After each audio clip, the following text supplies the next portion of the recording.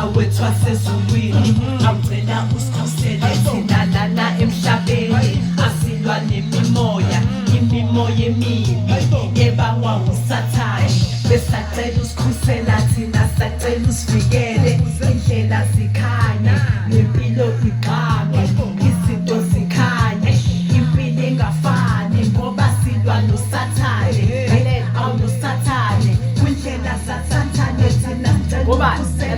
ngoba silwa ngomthando